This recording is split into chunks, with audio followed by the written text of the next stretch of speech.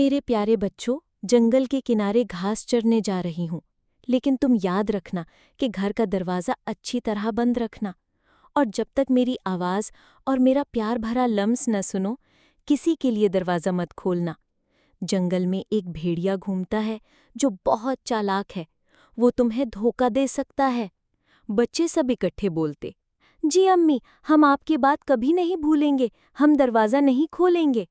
بکری مسکرا دیتی اور سکون سے گھاس چرنے نکل جاتی۔ اسی جنگل میں ایک بھیڑیا بھی رہتا تھا۔ وہ نہ صرف طاقتور بلکہ بہت چالاک اور لالچی بھی تھا۔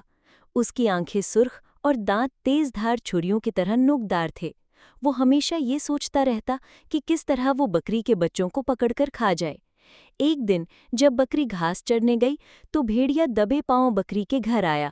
اس نے دروازے پر دستک دی اور اپنی کھردری آواز میں بولا، دروازہ کھولو بچوں، میں تمہاری امی ہوں، واپس آ گئی ہوں، دیکھو تمہارے لیے مزیدار گھاس بھی لائی ہوں۔ بچوں نے دروازے کے قریب جا کر آواز سنی۔ سب سے بڑی بچی نے کہا، نہیں، تم ہماری امی نہیں ہو، ہماری امی کی آواز نرم اور پیاری ہے، تمہاری آواز تو کھردری اور ڈراؤنی ہے۔ درمیانے بچے نے بھی کہا، ہم نے امی کی نصیحت یاد رکھی ہے، تم ہمیں دھوکہ نہیں دے سکتے۔ چھوٹے بچے نے ڈر کے مارے کانپتے ہوئے کہا، جاؤ یہاں سے ورنہ ہم شور مچائیں گے۔ بھیڑیا غصے سے غررایا اور بولا، تمہیں تو میں دیکھ لوں گا۔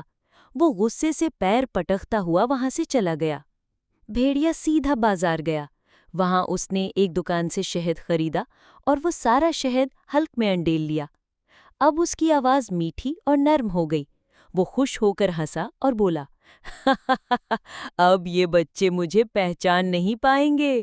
وہ دوبارہ بکری کے گھر پہنچا اور میٹھی آواز میں بولا، بچوں دروازہ کھولو، میں تمہاری امی ہوں، میں گھاس چر کر واپس آ گئی ہوں، دیکھو تمہارے لیے مزیدار گھاس بھی لائی ہوں۔ بچے دروازے کے قریب آئے۔ سب سے چھوٹے بچے نے کہا، یہ آواز تو بالکل امی جیسی لگ رہی ہے، کیا یہ واقعی ہماری امی ہے؟ لیکن بڑی بہن ہوشیار تھی۔ اس نے کہا، رک جاؤ، صرف آواز کافی نہیں، اپنی ٹانگیں اور پاؤں دکھاؤ تاکہ ہمیں یقین ہو جائے کہ یہ واقعی امی ہے۔ بھیڑیا جلدی سے اپنے کالے اور موٹے پاؤں دروازے کے نیچے سے دکھانے لگا۔ بچوں نے دیکھا اور زور سے کہا، ہمارے امی کے پاؤں تو سفید ہیں، یہ تو بھیڑیے کے پاؤں ہیں، نکل جاؤ، ہمیں دھوکہ نہیں دے سکتے۔ بھیڑیا دانت پیستے ہوئے واپس لوٹ گیا۔ بھیڑیا آسانی سے ہار ماننے والا نہیں تھا۔ اس نے سوچا، یہ بکری کے بچے بہت ہوشیار ہیں، مگر میں ان سے زیادہ چالاک ہوں۔ میں اپنے پاؤں کو سفید کروا لیتا ہوں، پھر یہ مجھے پہچان نہیں پائیں گے۔ وہ بازار کے رنگ ساز کے پاس گیا اور بولا، میرے پاؤں سفید کر دو۔ رنگ ساز نے حیرت سے پوچھا، بھیڑیا میاں، تمہیں اپنے پاؤں سفید کیوں چاہیے؟ بھیڑیا غصے سے غرایا، تمہیں اس سے کیا؟ بس جلدی کرو ورنہ تمہیں بھی کھا جاؤں گا۔ رنگ ساز ڈر گیا اور فوراً بھیڑیے کے پاؤں سفید کر دیے۔ اب بھیڑیا مطمئن ہو کر بکری کے گھر واپس آیا۔ اس نے دروازے پر دستک دی اور نرم آواز میں کہا، میرے پیارے بچوں، دروازہ کھولو، میں تمہاری امی ہوں، دیکھو یہ میرے سفید پاؤں ہیں۔ بچوں نے نیچے جھانکا تو واقعی سفید پاؤں نظر آئے۔ چھوٹے بچے نے خوشی سے کہا، یہ تو امی ہے، ہمیں دھوکہ نہیں دینا چاہیے۔ لیکن بڑی بہن پھر بھی محتاط تھی۔ اس نے کہا، پہلے اپنا چہرہ دکھاؤ۔ یہ سنتے ہی بھیڑیے کے اوسان خطا ہو گئے۔ وہ جانتا تھا کہ اگر اس نے چہرہ دکھایا تو سب راز کھل جائے گا۔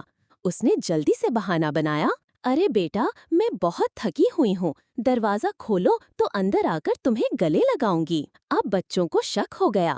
انہوں نے کہا، ہم نے کہا تھا کہ صرف امی کی بات نہیں، ان کا پیار بھرا لمس بھی ضروری ہے۔ جب تک ہم دروازہ کھول کر آپ کو گلے نہ لگائے ہمیں یقین نہیں ہوگا۔ بھیڑیا بری طرح مایوس ہوا اور پھر سے وہاں سے بھاگ گیا۔ شام ڈھل رہی تھی۔ اصل بکری گھاس چرا کر واپس آئی۔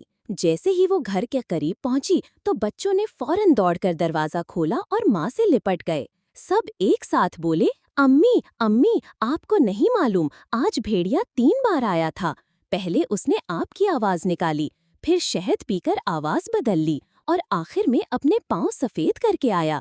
لیکن ہم نے آپ کی نصیحت یاد رکھی اور دروازہ نہیں کھولا۔ بکری نے بچوں کو پیار سے گلے لگایا اور کہا، شاباش میرے بہادر بچوں، تم نے میری بات پر عمل کیا اور دشمن کے دھوکے میں نہیں آئے۔